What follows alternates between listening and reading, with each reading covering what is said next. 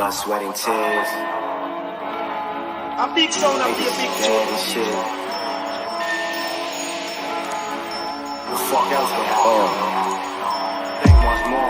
Wish I could resurrect Prodigy, cause really I'm nothing more than the infamous progeny. Just like Fife, he was a part of me, and Google from Gangstar to me is the main artery. And death comes in threes. It's either that or J Dilla or ODB, just needed company. Telephone, it's XXX Tentacion. He said he's glad to be home. He linked up with Big L, they made incredible shit. He said nobody really dies, homie, death is a myth. It gave me comfort to know that they not suffering. But who gon' raise my kids if I suddenly kick the bucket? I pushed that thought to the back of my mind. My son 15 now, I'm like, what happened to time? That shit flew by. My daughter be a teen before July. I'm trying to stick around to see many moons and blue skies. No, man. Blood, sweat, and tears. Niggas dead and shit. The fuck else could happen? Ain't much more, son. I put my lifetime in between the paper's lines until my physical shell decomposes and then it vaporizes. I gotta say these rhymes over these RP beats while my heart still beats. Now watch them plagiarize my whole persona cause they know no honor. They wanna crop your picture out of the frame after they photobomb you. Just like Martin, just like the minister. Everybody claimed they was down after they finished them. And Garvey said, look for me in the whirlwind. And Tupac quoted him on me and my girlfriend. And let me know that energy's still here in the world since that spirit in Southampton, Virginia came from Port-au-Prince. Are we recording this? These messages coming through from the other side is something we can't afford to miss. Death is a myth, we only transition. And once we find the meaning in life, then you will understand the mission. I guess you're here to get your money right, huh? All the time, I mean, you know, all that is cool for the image and all that. I'd rather invest in some real estate, you know what I'm saying? So Oh, wait, can you repeat that again, man? You up and coming artist, what did you say you want to do? I say invest in some assets as opposed to trick off on some liabilities like diamonds. They killed Nipsey Hussle, he was teaching wealth and showed niggas how to fish so they could feed theyself. Gunned down at 33, that shit is irking me. What circumstances allowed a fuck boy to murder king? Right in front of his castle, my mind baffled. They should rename Slauson and make it Nipsey Hussle Avenue. Having strong enemies is a blessing. Cherish the breath you breathe, it could leave in a second. He wasn't nothing like you other rap niggas. Same block he hustled on, he bought it back, nigga. Who you know showed the babies how to computer code. Serial entrepreneur plus a beautiful soul. And even though this bigger than rap, best album of 2018 was Victory Lap, no cap. And we gon' keep rapping for Nip. And may your name live forever, homie, death is a myth.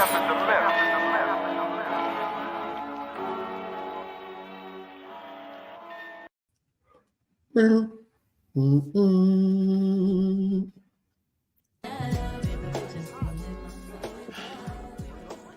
are the Nigerians I was telling you about, man.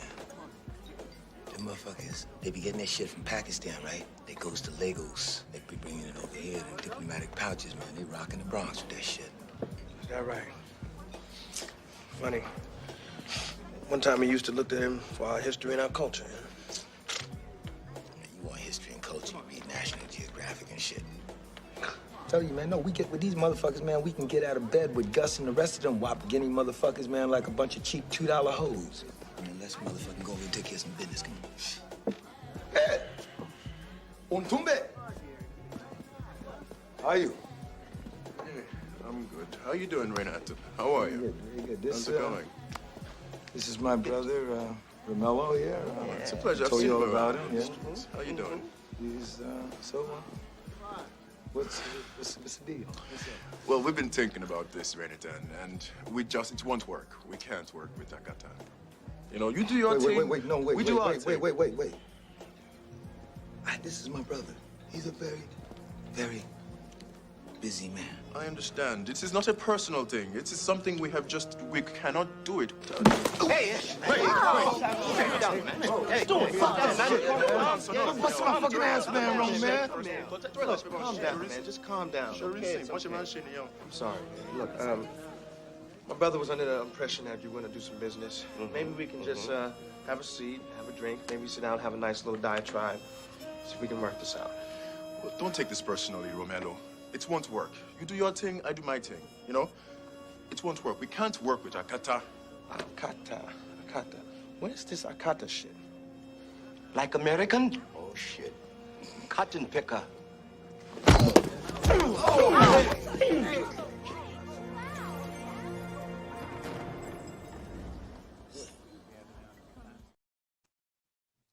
Hey, peace and black power. Welcome to another episode of Dude Lounge Radio. Place Analysis Born. This is your host, Knowledge Born Lobby here, looking at, analyzing, and commemorating 30 years.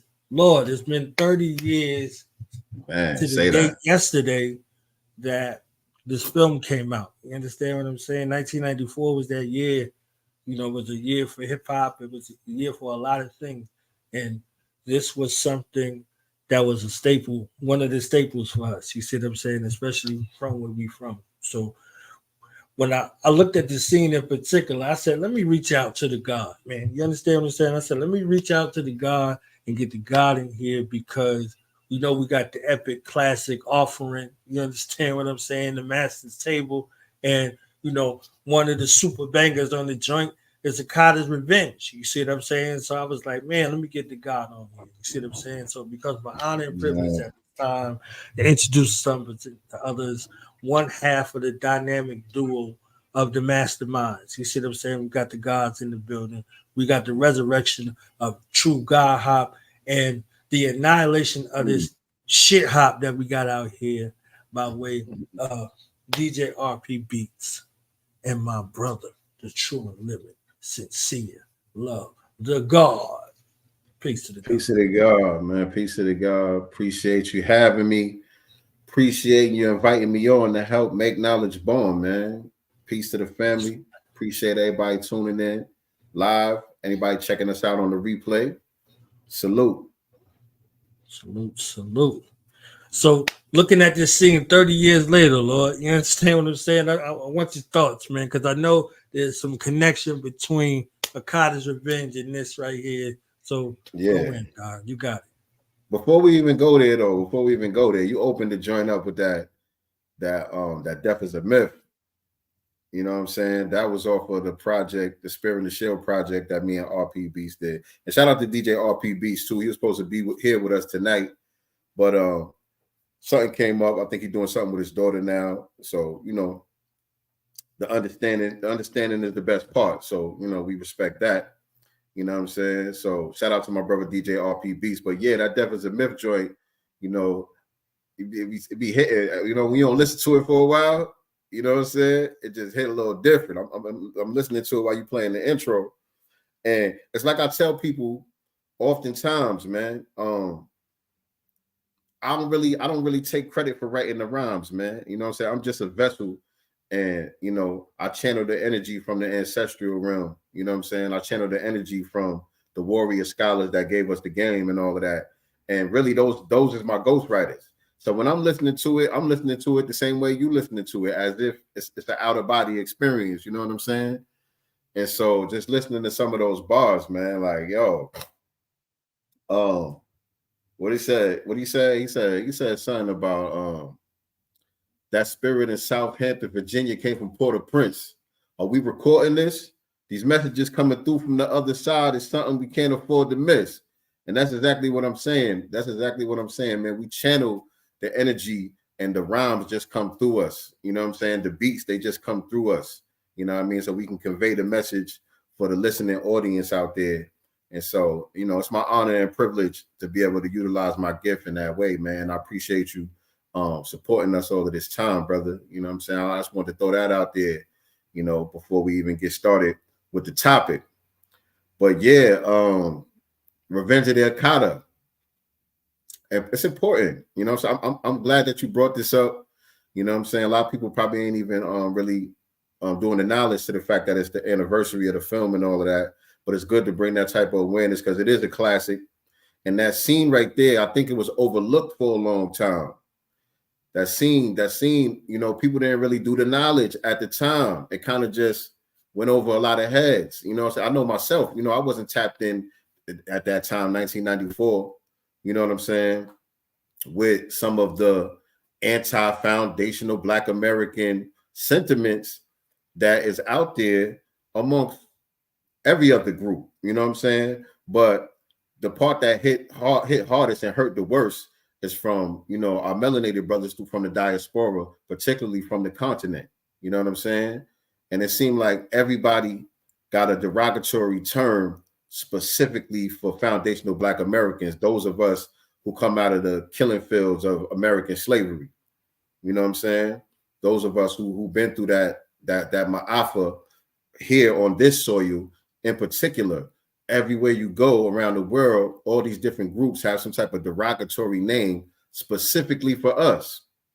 And for a long time, we didn't do the knowledge to that. We've been the people that just look at all Black people the same way. You know what I'm saying? We look across the globe, across the diaspora, and we just see our brothers and sisters going through the same stuff that we going through, facing this global system of white supremacy.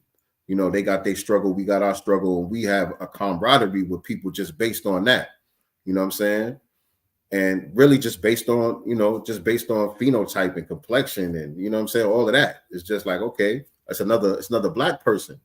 But for a long time, we didn't do the knowledge and we didn't have the understanding that other people don't see it that way. They don't identify themselves that way. They have different tribal groups and language groups and religious groups, and that's how they organize their societies, and that's how they identify themselves. And so when they look at us, they just see us as another tribal group. You know what I'm saying? They don't see a camaraderie, and in fact, there's a disdain and a bit of a jealousy. You know what I'm saying? Because foundational Black Americans, we have been the global face of Blackness. You know what I'm saying? Us over here in the United States of America, we the minority in the U.S. population. You know what I'm saying? They say we less than 13% of the U.S. population. You know what I'm saying? But our struggle, our resistance movements, and so forth have led the global Black resistance movements. You know what I'm saying? Our entertainers, our scholars, our innovators, our inventors, our scientists, you know what I'm saying? Just the different things that have come out of our culture has become the face of Blackness globally. When people think of Black people, you know, the people that come to mind are the Muhammad Alis, you know what I'm saying? The Elijah Muhammads, you know what I'm saying? You know, on and on and on. You know, we can sit here and name people for days. And this is no disrespect to nobody from no other group across the diaspora. You know what I'm saying? We have warriors and we have real ones in every single group, but we just talking about in general. You know what I'm saying? In general. And so when the film came out, when the flick came out, I think a lot of us really didn't really hone in on that. You know what I'm saying? And really peep game to what it was all about. You know what I'm saying? Until now, in this era, I would say over, you know, going on a decade now, there's been a growing number of us who have been saying, wait a minute, we're a little bit different. We're a little bit unique. You know what I'm saying? We're not just melanated people. We're not just Black people. We're not just the original man. There's something different and unique about our group over here. You know what I'm saying? And other people always knew that. You know what I'm saying? And they always made us others. They've always pointed out the difference between us and them. And we kind of brush it off. You know what I'm saying? They call us Yankees. They call us Akatas. They call us Abids, Jarez, all these different funny style names and stuff. And we kind of just brush it off, you know what I'm saying? Because we play the dozens anyway. We crack jokes on each other. We crack jokes on everybody anyway. So we didn't really, you know, take it too much. But I think what started to happen with the advent of social media, we've been able to connect the dots across the country with people in different coasts and different regions having the same experience. And we've been able to kind of connect with each other online and compare notes. You know what I'm saying? And then when we look at the political sphere, the political spectrum, we've noticed that a lot of people who have made it to different so-called positions of power within politics, who are melanated, who never seem to do anything specifically for our group. And in fact, they get into these positions and start to work against us. We started to notice a pattern that a lot of these people have different last names, you know, and we start to look into their background and say, hold on, this person is not somebody who comes out of the killing fields of American slavery. Neither is this person over here. And we started to connect those dots and say, okay, well, these people that seem to be getting put in these positions, they look like us, but they don't think like us. And just so happen that they all come from these immigrant backgrounds. You know what I'm saying? The Obamas, you know, the Colin Powells, the list goes on and on and on. You know what I'm saying? There's people in office right now. We look at the Congressional Black Caucus, and you see like the what's the sister's name? Something Lee. I can't even think of her name right now. Something Lee, who's basically like one of the heads of the National Black Caucus. And a lot of the members, the majority of the members probably, if you really look at it and take notes on it, have immigrant backgrounds. You know, Kamala Harris, you know what I'm saying? These people who look like us, but they come from these immigrant backgrounds and they don't think like us. You know what I'm saying? And so it's a very important scene that they included in that film. You know what I'm saying? And it's high time to bring it back full circle and really do the knowledge on what they was trying to, with the gem that they was trying to drop on us back then. I didn't mean to be so long-winded, but don't you dare drop all that science and then try to act like you try to clean. We need that because, and this is why, you know, I reached out to you specifically because you righteous enough to do it. People do these things, they do it with cut. You see what I'm saying? So they got the We Was Kings movement and all this other stuff that's out here. They bugging out about hip hop nowadays. It's a bunch of things that are there in this spectrum, in this space of revisionism. So this movie being 30 years old, we could look at it with a critical lens. Like, okay, they did it with this, and then they jumped ahead and did it with Black Panther, the first one. You see what I'm saying? Mm-hmm. So to create a wedge, and was this wedge reinforced or was this wedge, you know, broken? Nah, it was reinforced. You see what I'm saying? They showed you, it's like, look, okay, this is the only kind of black man. We show you this black man, you got to kill this black man, right? Or we're going to show you this African that's rolling with the CIA. You understand what I'm saying? Like blood's supposed to be thicker than water. He killed his blood and rolled with the water.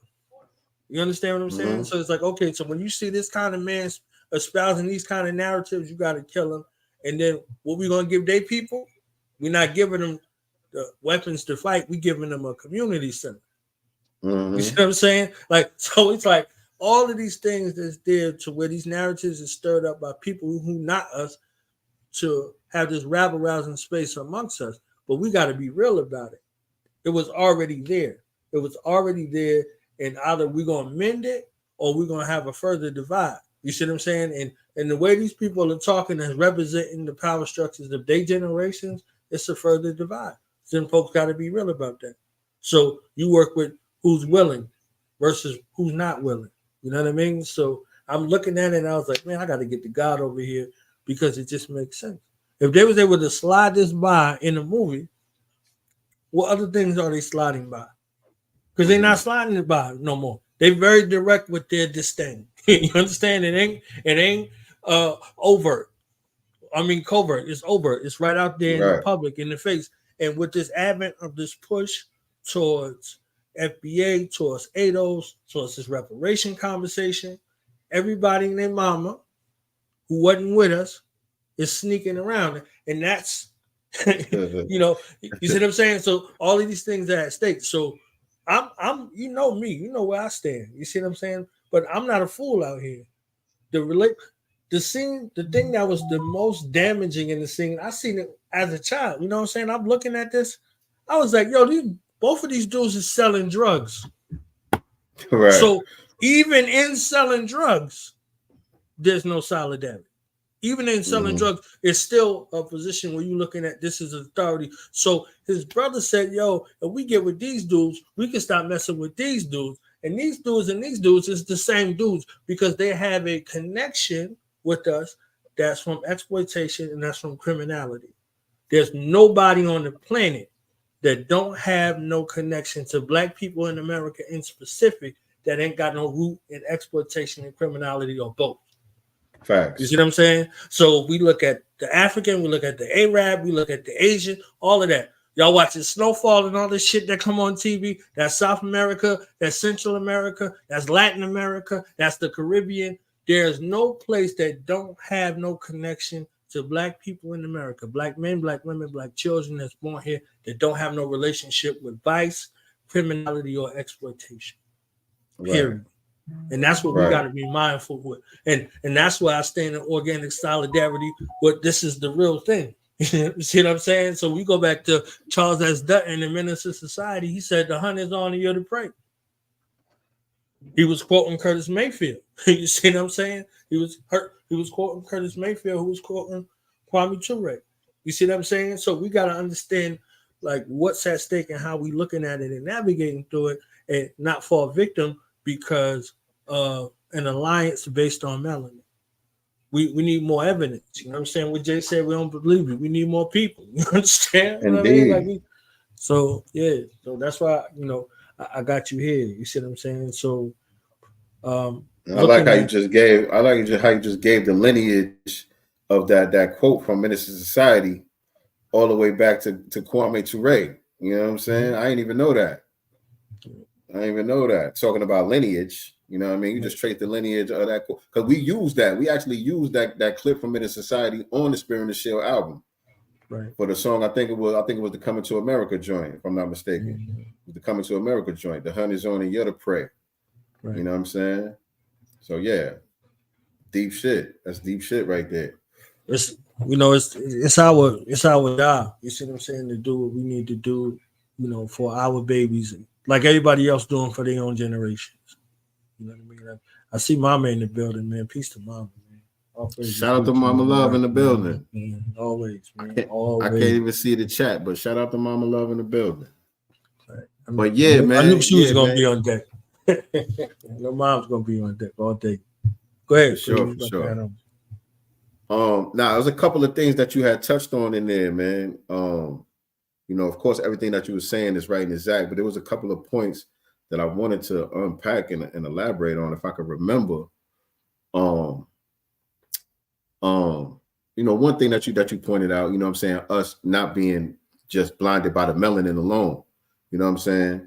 You point out the fact, you know what I'm saying, that you come from that RBG, you know what I'm saying, that Pan-African lifestyle, you know what I mean, that Pan-African philosophy, you know, however you want to describe it.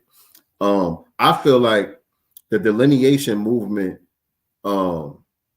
is not really too much of a contradiction to the Pan-African philosophy, the idealism of Pan-Africanism. You know what I'm saying? It's just a dose of reality. You know what I'm saying? It just gets sobering when you look at the reality of the situation. You know what I'm saying? We can't play these games and pretend that it's not what it is. You know what I'm saying?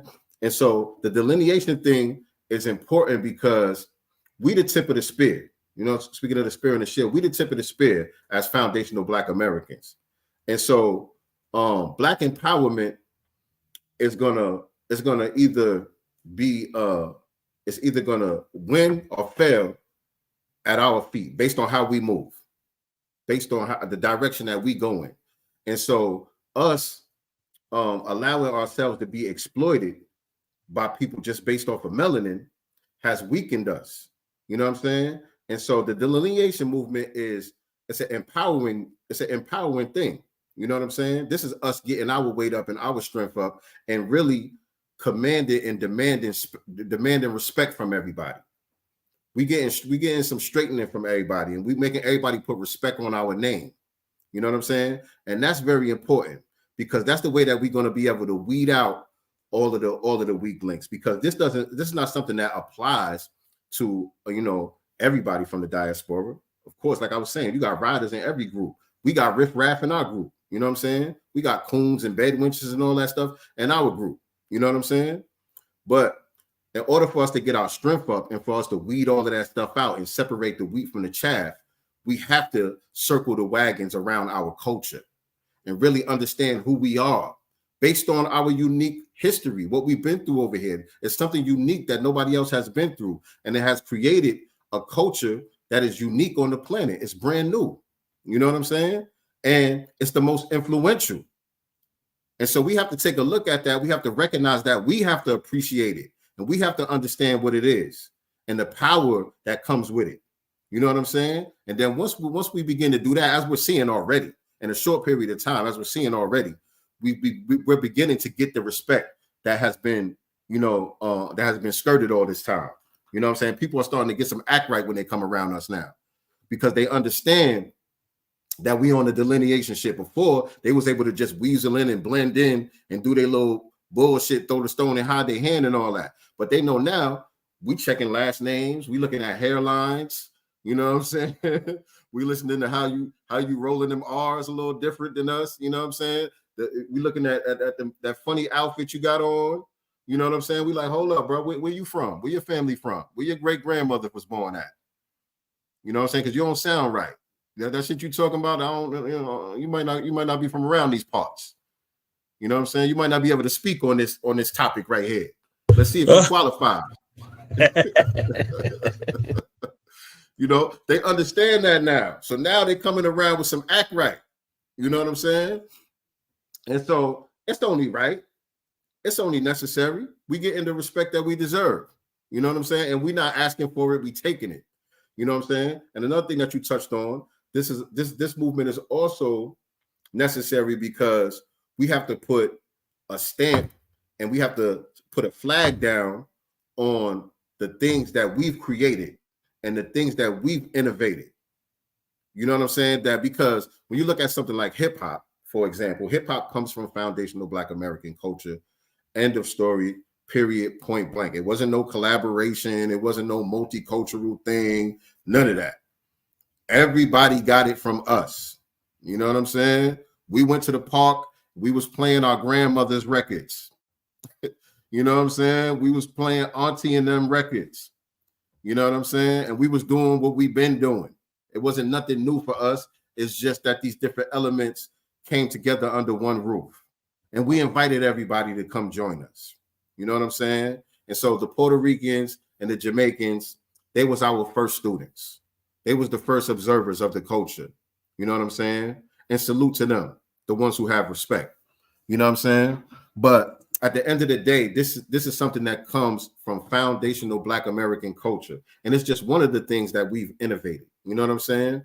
But what happens is we've been so inviting and so welcoming to everybody that it reminds me of what Kane said on Ain't No Half Stepping, when he said, the rounds keep coming out sounding so similar. It's quite confusing for you to remember the originator, because everybody's just been sitting at the table. Everybody's been able to participate and just, pop their collar, and nobody has really put the flag down to say, yo, this culture comes from Black Americans. And so now we 50 years in, and you got people who really don't know, people who wasn't there, people who not from the era, who really don't know, who just think this is everybody's culture. It's a universal culture. It's for everybody. It's not just y'all. Some of the slang words that they use in the vernacular that they took, the way they dress and all of that stuff, they don't even know where it came from in the first place. They don't even know why they say word. You know what I'm saying? They don't even know where the B-boy stance come from. You know what I'm saying? They don't even know why they say these things, or why things are the way that they are, why they wear their clothes the way that they wear their clothes. They don't even know how it originated. They just think this is everybody's culture and everybody's allowed to participate. And that's on us. That's on us because other people put the gates up around their culture. They make sure that you know and understand where it comes from and that you put respect on it, that you take your shoes off before you come in the house, and that you ain't jumping all over the furniture and all of that. We just allowed niggas to just do whatever. You know what I'm saying? And so that was our bad. You know what I mean? Because, again, we weren't looking at our uniqueness. You know what I'm saying? We weren't looking at our culture and history as being something specific to us. We were looking at it like a universal multicultural thing. You know what I'm saying? And so it was people like Dr. Claude Anderson, again, on the political spectrum, who was trying to tell us, listen, it's a trick bag. When they tell you minorities and people of color and, marginalized communities, he was trying to tell us, yo, it's a trick bag. Y'all different. You native blacks, y'all are different. Y'all are unique and y'all are exceptional. Let me write these books right here so I can tell you who you are. You know what I'm saying? Powernomics, Dirty Little Tricks, Black Labor, White Wealth. Let me go on these lecture tours and let me show up to these political conventions and all of that so I can tell you who you are. Because you different. Shout out to everybody else, but you different. When I wrote, this is Dr. Claude Anderson speaking. When I wrote the first affirmative action plan, I was trying to do something specifically for you all. But it got put in a trick bag because we allowed them to put the word minority in there. Now everybody's included.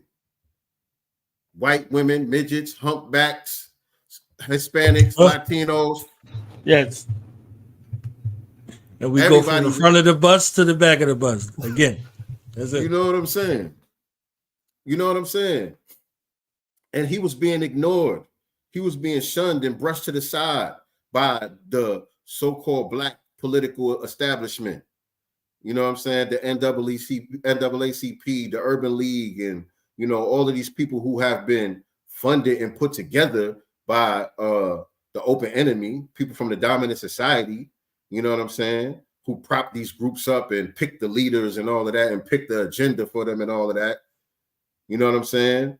They didn't embrace what Dr. Claude Anderson was trying to say. You know what I'm saying? And so it took for a new generation to come along.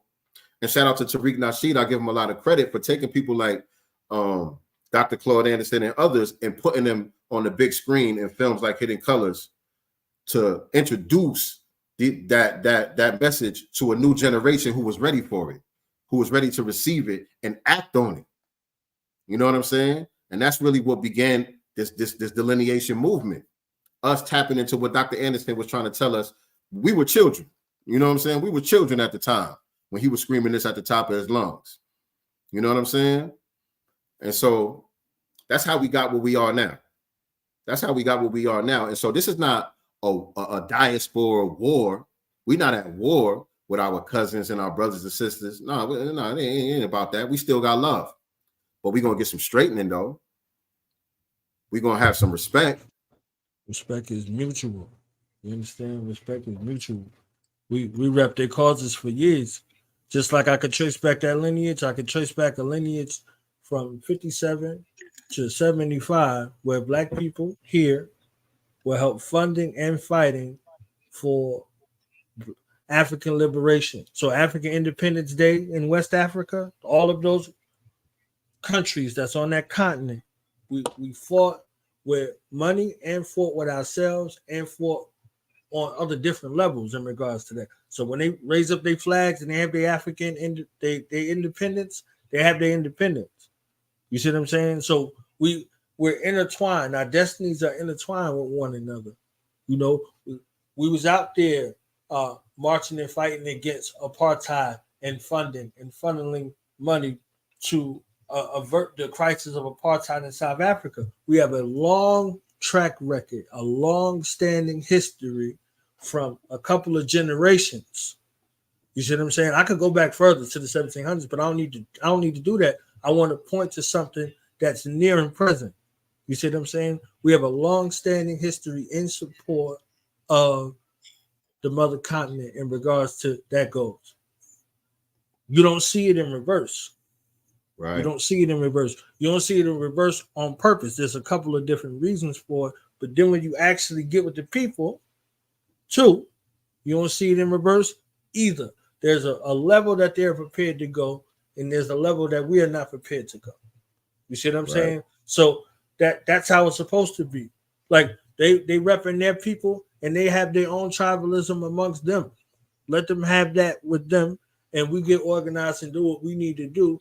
And move decisively on how we're gonna move. You see what I'm saying? Like we not all gonna get on one accord, but we do have a thing called principle unity. So we're gonna move economically in the space that's our best interest. We're gonna move politically in the space that's our best interest. All of these things have to be made, actual and factual to us. We can't be falling for the trick. You see what I'm saying? We go back to them lessons. Can the devil fool the Muslim? Not nowadays. So let it be for real. Let it be not nowadays for real. You see what I'm saying? So this is the evidence where we have to be clear and decisive and move with intention and very strategic about where we're placing our allegiance, where we planting our flags, what initiatives we getting behind, and who we getting with.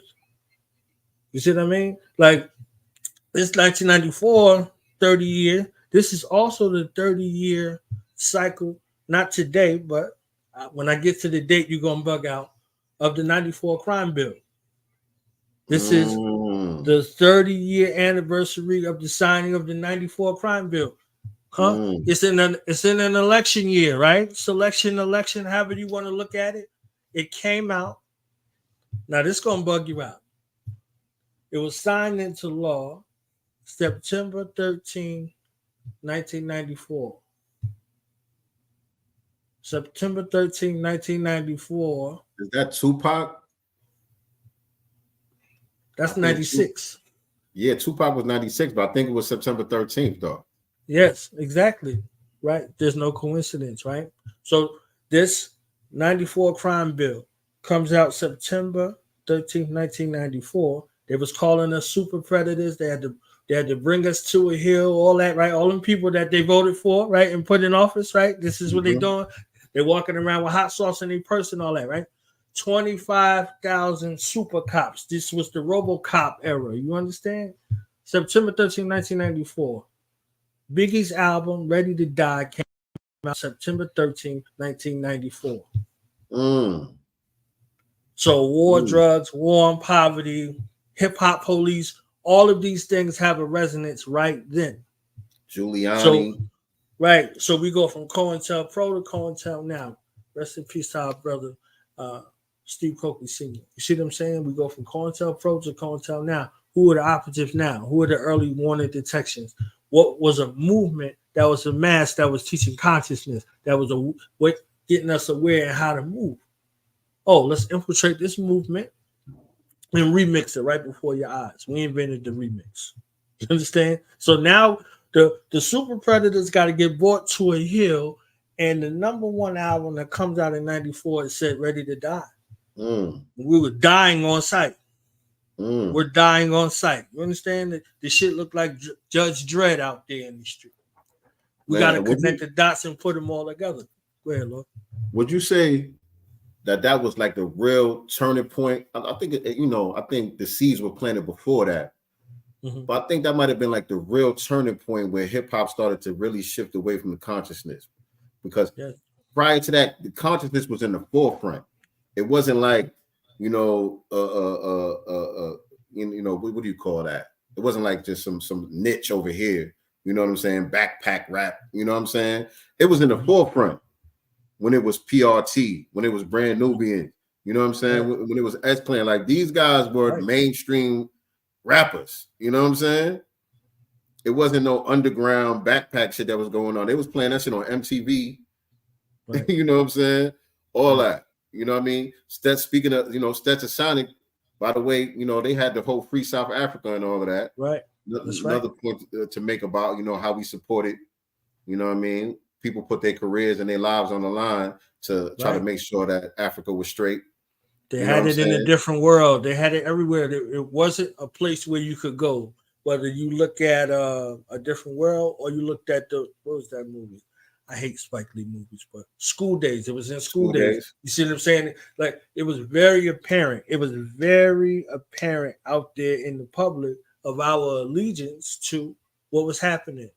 You see what I'm saying? So whether you was for Nelson Mandela, I don't know why, but Winnie Mandela, this is where our solidarity was. Steve Biko, that's where our solidarity was. We had a space where we're dealing with this directly. You see what I'm saying? So trying to galvanize people now ain't no different. Like you brought up Hidden Colors, but the original black blood that was in them samurais and them Japanese and the Chinese, they ain't the people that's walking around now. Right. They ain't got no allegiance to us, and we ain't got no allegiance to them. You understand? Right. We got them categories. We got vice, we got exploitation, and we got criminality. That's it. And vice includes the badass food that's in our neighborhood. If you don't see that as an open, act of war, because one of the synonyms for war is competition. So if they feeding you bad food in your community, that's an act of war. You see what I'm saying? So we gotta get on code with that all the way around. You know what I mean? Like these people setting up shop in spaces, feeding you bad food, and defacing the sanctity of your neighborhoods. You understand what I'm saying? Just by their very presence, because they're attached to a mafia of organized crime, and they don't have to go through the same kind of rigmarole we got to go through. So this is how they play in the face. They could come and shack up and get all of this stuff. Like I don't even want to get into the debit card shit. I'll say that for your platform. You understand? So I know you go and get into it, digging all that.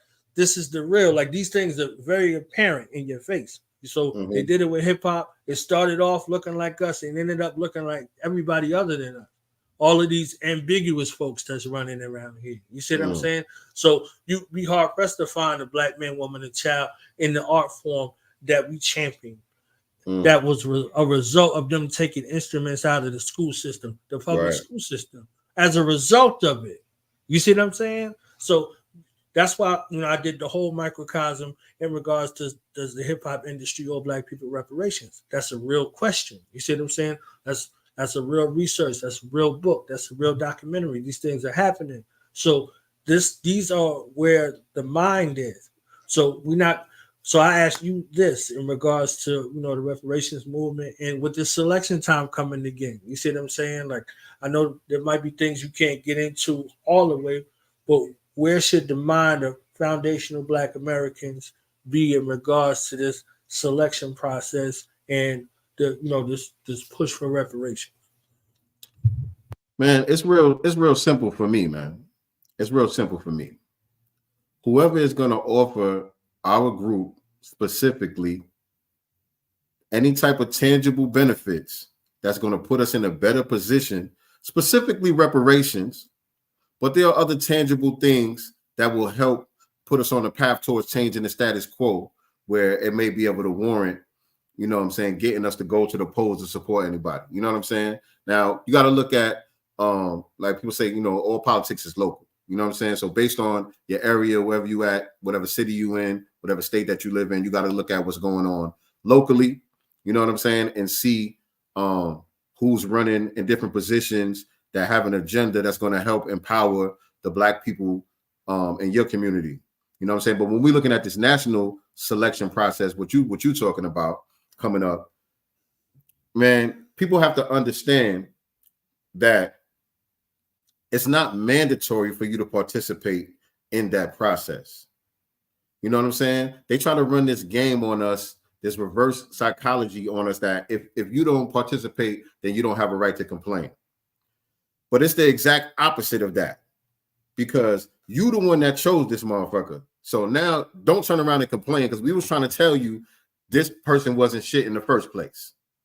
We was telling you we don't need to support this person because they telling you not even that they giving no fake promises. They don't even do that. They don't even come around giving us no fake promises. They tell us they ain't gonna do nothing for us. Specifically, they tell us we got to get to the back of the line.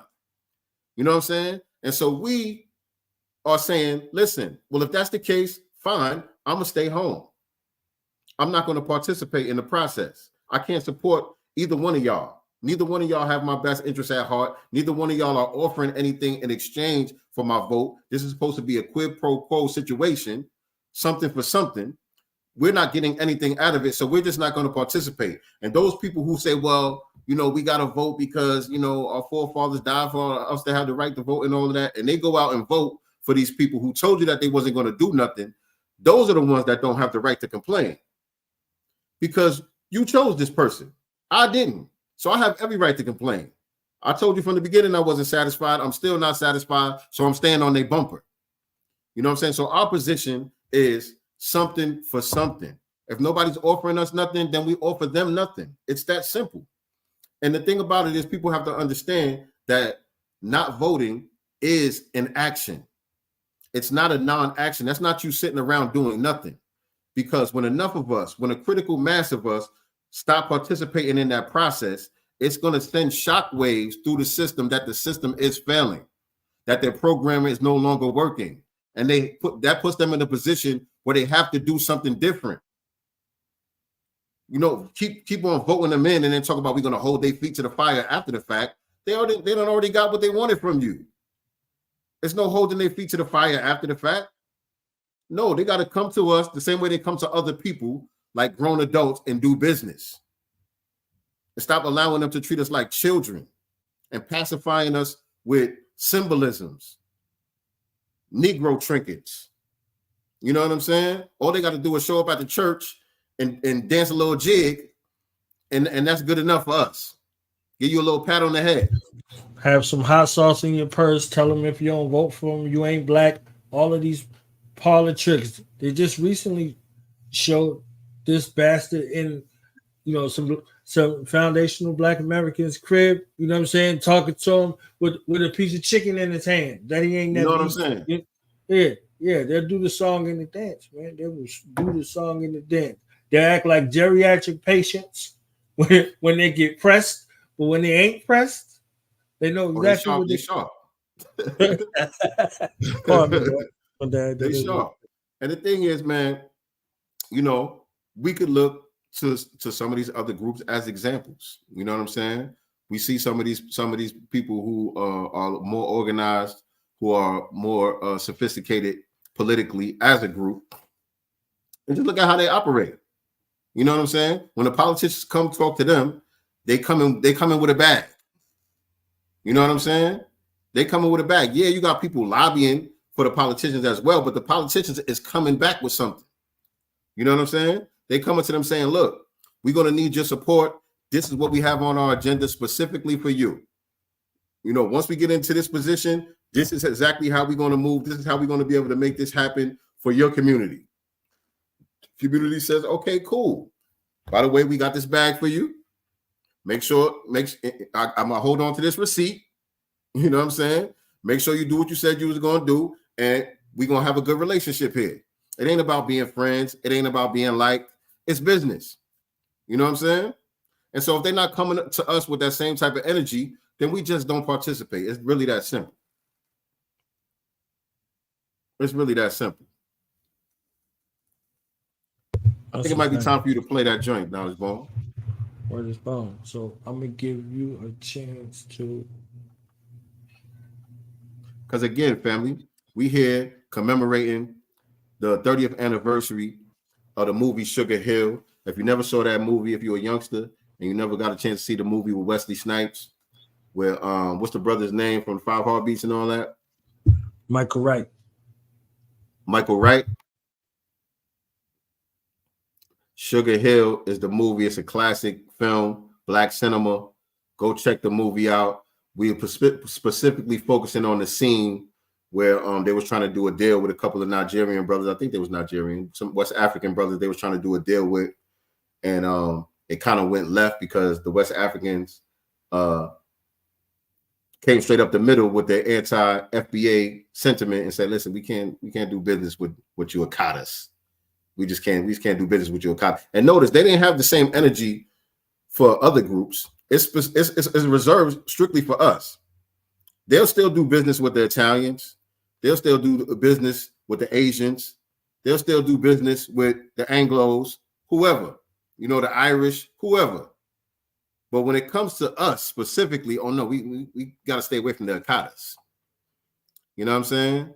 And so I don't know if you got it pulled up, but the song that my brother Knowledge Born gonna play is off of the Spirit and the Shield album. Me and my brother DJ RP Beats. No, my bad. Not the Spirit and the Shield album, the Master's Table album. With me and my brother DJ RP Beats. It's available on all streaming platforms. And the song is called Revenge of the Akata. So y'all need to go check that out. I'm about to rock it right now.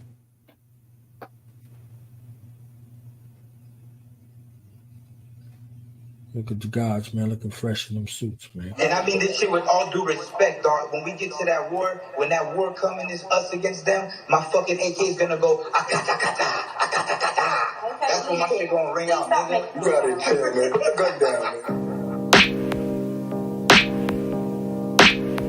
man. Yeah. Revenge of the Akata. Smash the elements. Y'all. Africans, Caribbeans, essays, Asians, Dominicans, Puerto Ricans, white boys, Jamaicans, Latinx, Arabs, native tribes, Haitians. All these motherfuckers been secretly hating. This for the tether class, not for the riders in the diaspora. No disrespect to you, but we gotta provide some order. I know they told you stay away from the Akata, but mama should've warned you not to play with the Akata. We them Yankee boys, and I'ma say that shit frankly, boy. My family built this fucking country, you should thank me, boy. This block me ento tu mejora, la raza. Keep that shit in your country and don't bring it to mi casa. All that colorism in these racial caste systems. All across Asia, the darkest ones be the victims. India, they untouchable, they mean that shit literal. But here on US soil, we unfuckwittable. Exceptional people, respect to the Negro. Before you get your green card, we double checking your ego. That bulletproof glass in Arab stores, stop buying them cigarellos, we take that as war. They like to call us Abids and Jareds, but East Africa is in shambles, the hypocrisy's weird. Your economy's weird, bankrupt, so you gotta flee here. We embrace you with open arms, now it's obviously clear, we unappreciated. All that sucker shit is for leeches, ain't it? I think it's time that we get reacquainted. Foundational black Americans, we the ones that be moving culture. So sit your ass in the goofy corner. When we talking about reparations, it ain't up for debate. It's a blood debt owed to descendants for the enslavement. But you can call us freedmen for legislation, just like y'all compensated Asians with no hesitation. But permanent underclass is our designation. We can't accept replacement in the country we created. Which brings me to all these neo-Nazi Ukrainians. We are not them docile Africans y'all be playing with. Nah, these niggas built different. They wonder how we still kicking after centuries of being in the fields picking cotton and indigo. Shout out to the Seminoles and Gullah Geechees. And with that reparations hitting for. And if you didn't vote, I fuck with you, nigga. Cause if it's up, then it's stuck, so be comfortable, nigga. And if you didn't vote, I fuck with you, nigga. Cause if it's up, then it's stuck, so be comfortable, nigga. Africans, Caribbeans, essays, Asians, Dominicans, Puerto Ricans, white boys, Jamaicans, Latinx, Arabs, native tribes, Haitians. All these motherfuckers been secretly hating.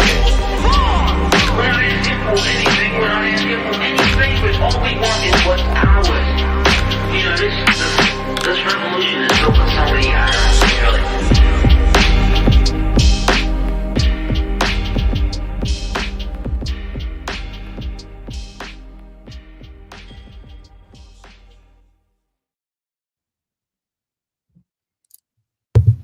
Crazy.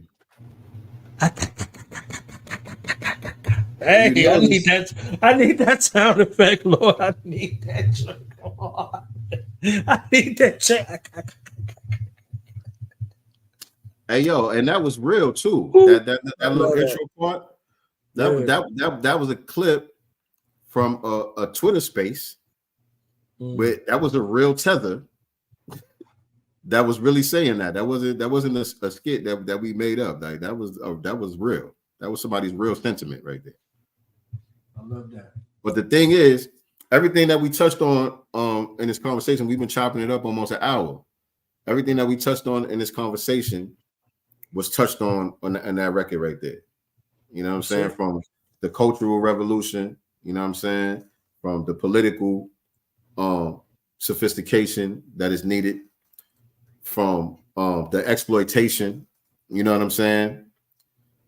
And also, and the thing about this song that gets overlooked a lot too, specifically by the Tethers. And when we say Tethers, we're not just talking about anyone who's a non-FBA. A Tether is a specific label for people who engage in the anti-foundational Black American BS. You know what I'm saying? For the people who have that type of mentality, for the people who try to exploit us, for the people who do things to undermine us. You know what I'm saying? Those are the Tethers. And usually when they hear the song, they get butthurt about the song and they censor themselves and make it all about them. Whether it's a Nigerian or some other West African or whatever, they make it seem like, oh, I'm being xenophobic toward them. You know what I'm saying? But the song addresses everybody. Africans, Caribbeans, essays, Asians, Dominicans, Puerto Ricans, white boys, Jamaicans, Latinx, Arabs, the native tribes, Haitians. All these motherfuckers been secretly hating. You know what I'm saying? So the fact that you want to center yourself and make it all about you says a lot right there. That says a lot right there. You know what I'm saying? That's hit dog hollering. That's all that is. Because we didn't leave no stone unturned. You know what I mean? We turning all the beef into hamburgers. Facts. Facts. I know the Black Dot is on right now, so I don't want to conflict with him. So we'll give you these last few minutes to say whatever is on your heart, on your mind. You see what I'm saying? Like let's see what's on the guy's mind. You see what I'm saying? Let's see what's on the guy's mind, man. What you got to share with us before you go? Tell us about the God Cast. Tell people where they can find you. Tell us about the books. You and the fam making moves, making movements. Y'all traveling around. I see y'all in the places shining and stunting. You know what I'm saying? Something like, but you've been out here doing your thing. I love the groundwork in the ground game. So you shout out to you, shout out to the team, shout out to Queen Nice T, my Gemini sister. You understand what I'm saying? Illuminating the airwaves, and y'all foot be on their forehead, their face, and their neck. You understand? I'll be like, damn. I said, damn. I'll be like, damn, oh damn, double pow. You understand that? Y'all are That's y'all nice, are man. down right there. That's that. You know what I'm saying? I'm diplomatic. You know what I'm saying? Nicely is straight warrior goddess right there. Word You is know what I wrong. mean? Off with your head when it comes to Nicely Girl, man. Shout out to my co-host, Nicely Girl, man. But what I want to leave y'all with, man, I just want to say, though, you know, this delineation thing, this is a cultural revolution. You know what I'm saying? This is something that we should have been doing a long time ago, which is just recognizing our uniqueness, looking at our unique culture and our unique history, and having a sense of pride in that. It's not anti anyone else. We still Black. We still understand that we have African ancestry and all of that. We still connected to the diaspora and all of that. We understand that the Pan-Africanism is an ideal concept. You know what I'm saying? But it can't work when it's only one-sided. You know what I'm saying? That's the bottom line. It can't work when it's only one-sided. It has to be a reciprocal thing. And what we understand is that too many people throughout the diaspora just are not ready for it yet.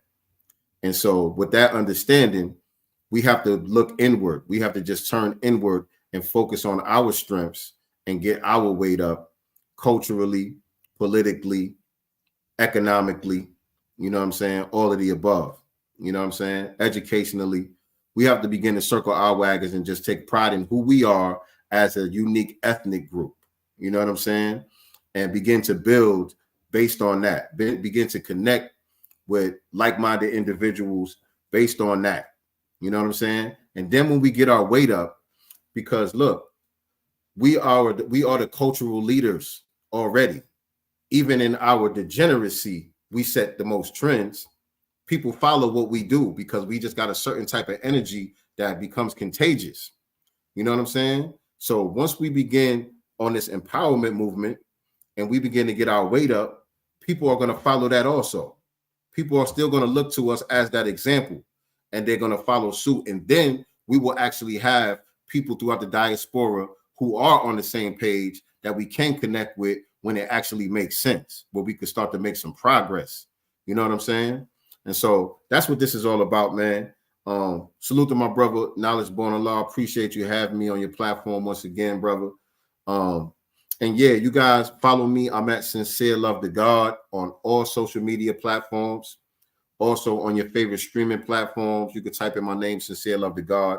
Check out the Master's Table album. Check out the Spear and the Shield album, the Master Elements joint, King by Any Means, a few other singles and Lucy's we got out there as well that y'all could go check out. What else? Oh, the children's book, Seven to Super Hey Rule. We have a children's book, children's story book. Volume 1 is available now. It's based on my son, Seven. Child Genius, you know what I'm saying? You guys can follow him too at 7 to Super Hey Rule on Instagram and see what that's all about. But you can order the book at godcastbooks.com. Godcastbooks.com is where you can order the volume 1 book of the children's book series. We are actually finished with volume 2 and 3 as far as writing the book, but we're waiting on our illustrator. Our illustrator, she's backed up with a lot of work. So we have to wait for her to become available so we can get the illustrations done. And we're going to be releasing volume 2 and 3, probably sometime this spring or early summer. Also, we're working on a activity book to go along with that as well. So it's going to be a series of children's books to be able to empower the babies in the next generation as well, and to keep the kids occupied and off the tablets for a little while and stuff like that. So just follow me, man. You'll be able to stay tapped in with all of those things that we got going on. And with that, I say peace. Ladies and gentlemen, the incomparable, sincere, love, the God. Hey, y'all got to see my brother perform live here. Word is bond. Y'all are missing the real deal. Y'all are missing the real deal. Y'all are cheating yourself. Okay, instead of treating yourself, y'all need to be treating yourself. You're cheating yourself by not seeing the live performance, seeing the God do his thing, see him and the God mind connect. Him and DJ RP Beats, man, it's a sight to see. It's phenomenal. It's crazy. You see what I'm saying? I put my hand on my heart. We gotta get back to work, man. Every time I introduce my brother, man, out there live, man. You understand what I'm saying, man? It's the truth, man. It's the truth. We got to get back to it. We got to get back to it, man. Yeah. Definitely. So we out, y'all. Peace and black love. Yo, peace and black power. It's your brother Knowledge from the line. Do Knowledge Radio. The place where knowledge is born. Knowledge Radio. This is 3K. Think Tank. This is 3K. Hey. This is 3K. I swear that knowledge is on. It's where I swear that knowledge is on. It's where I swear that knowledge is on. It's where I swear that knowledge is on. Who ran, who ducked, who down, return fire. We're the warriors, the healers, enlighten us. I'm tired of the same old, that game old with an upgrade. I'm a sunbathe in the sun rays while my guns blaze and they complain.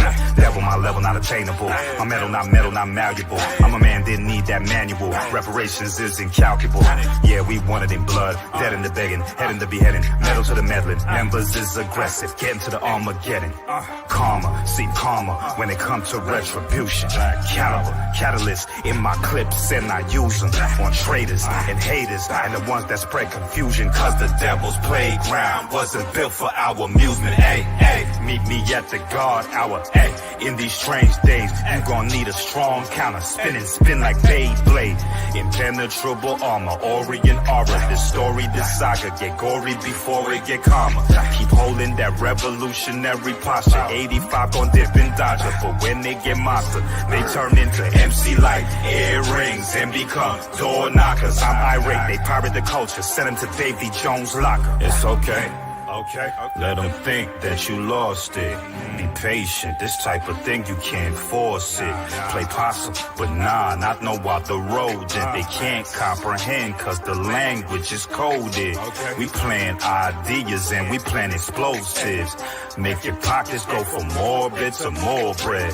The portal done open, they can't close it. You ain't got a sideline, you can cause more risk. No set birth date, no Dorian Gray portraits. It's about to get ugly and these devils can't forfeit. Ancestral memories, so no, I won't forget. What we building is an impenetrable fortress for show. Every show is just like a core ship, and my flow for show tighter than your gal's corset. It's okay. We are the source, you can't outsource it. Even Spartans don't want no parts left. What do you know? Before you know it, 3,000 wild Africans at your doorstep. Hey, meet me at the guard hour. Hey, in these strange days, you gon' need a strong counter. Spin like Beyblade. No, we will not cower while the rest they play safe. We will move with God's power. This is not for play.